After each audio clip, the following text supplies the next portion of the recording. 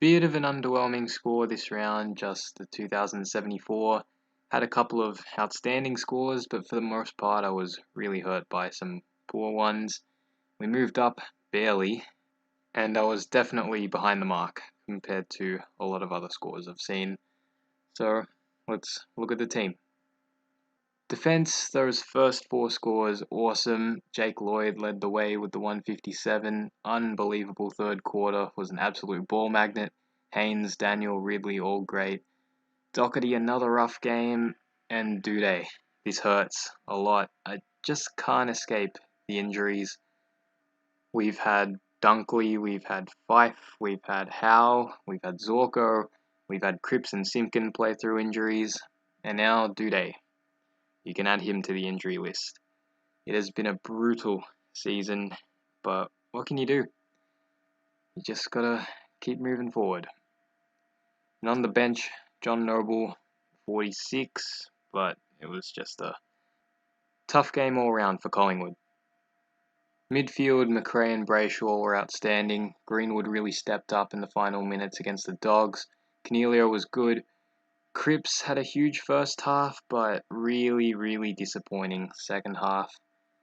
Pickett, that's fine. Would have liked a little more out of Simpson and Bennell.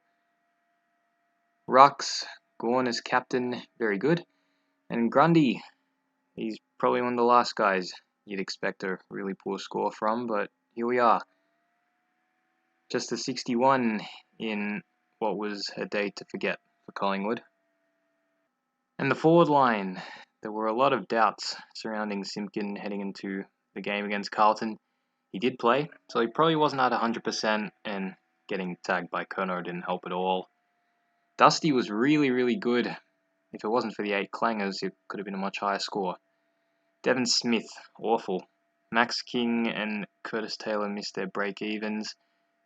Rankin had a lot of chances in front of goal. They went begging. 1 goal for. Could have been a much better score than that. And on the bench, Arts with the 46. So that's the team. Man, it's been a tough year. Like I said before, I'm behind the mark. Probably 1 or 2 primos behind most people.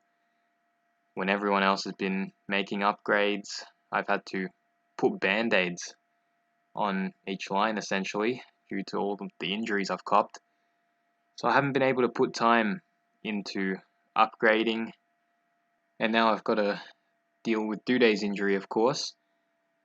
I don't expect him to play this week, but I'm planning on holding him.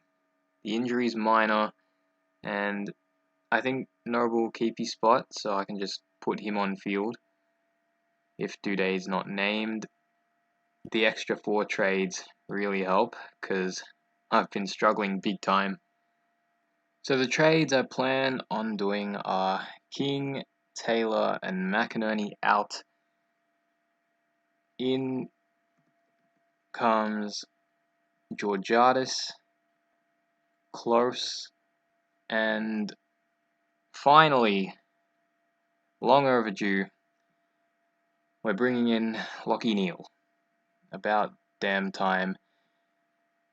King, Taylor, McInerney for Georgiadis, Close, and Neale leaves me with 53.4k in the bank. Finally, I don't have to get hurt not having his massive scores each week, but it would be fitting if me trading him in ended up cursing him and he gets injured or something like that. Hopefully that doesn't happen, but considering how my year's going, wouldn't be surprising. Captains this week, we're going to go to the 2 most reliable players this season. Vice on Gawn against Port, captaincy on Neale against the Bombers, and we're leaving it at that. A few players I've got on the watch list in the coming weeks. Mitch Duncan, I'd love to bring him into the team next week. Andrew Gaff, I'd really like to bring in after his bye.